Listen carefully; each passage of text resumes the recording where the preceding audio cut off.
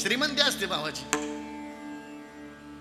आरतीचं थाट घेऊन सांगते, देवा पांडुरंगा निवृत्ती राया येडा पिडा जाऊ दे, आणि माझ्या दादाला बळीचं राज्य होते म्हणते. ऐकूया. सोपान मुक्ताबाई सांडिती शरीर.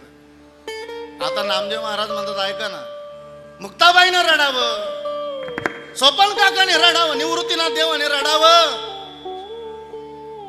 ऐका किती पवित्र जीवन असेल ज्ञानोबरांचं. जगाच्या मालकाच्या डोळ्यातून पाणी आलं.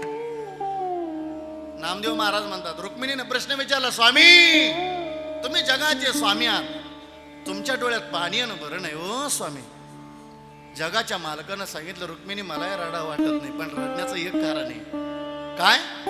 आता माझ्या ज्ञानोबरांसारखा महात्मा परत होणे नाही ग.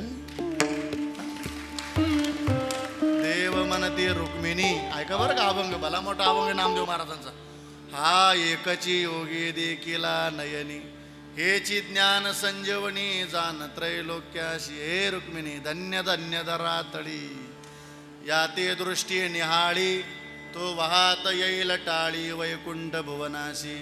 जो करील याची यात्रा, तो तारील सकळ ही गोत्रा, सकळ ही कुळे पवित्रा. याचे दर्शने होती अलंकापुरी हे शिवपीठ, पूर्वी येते होती नीलकंठ, ब्रह्मादिक तप वरिष्ठ येतीची पै केली. हे रुक्मिणी इंद्र येऊन या भूमीशी, याग संपादिले अहर्निशी.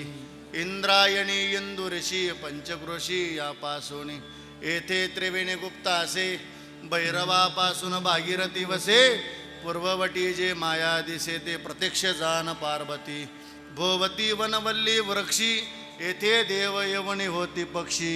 हे असो नित्य साक्षी, असती नासती उदकी, पंढरीवणी हे सोपी. ऐका बरं का, हे नामदेव महाराज वर्णन चाललं बरं का. नामदेव महाराज म्हणतात, रुक्मिणी